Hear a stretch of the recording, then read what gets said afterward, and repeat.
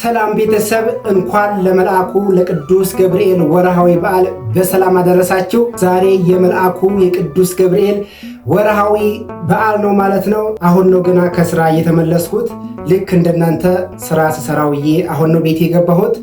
ታዲያ ቤቴ ስገባ ዛሬ የመልአኩ የቅዱስ ገብርኤልን በዓል ምክንያት በማድረግ ይህንን ዳቦ አዘጋጅቼ ከእናንተ ጋር በዓሉን ለማሳለፍ መጥቻለሁ። በዚህ ጸጥታ በተሞላው ምሽት ዳቦውን ስቆርስ የእናንተን ትግል አስባለሁ።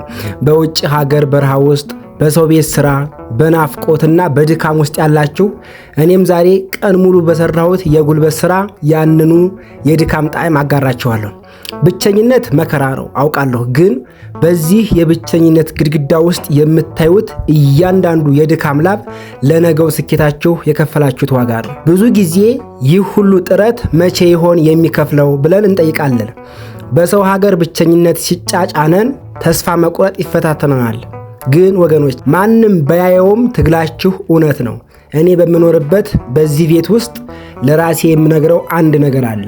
አይዞህ፣ ይህ ትግል የጀግኖች መንገድ ነው። እናንተም በምትኖርበት የዓለም ጥግ ብቻችሁን አይደላችሁም። እኔም እንደናንተ ተመሳሳይ መንገድ እየተጓዝኩ ነው።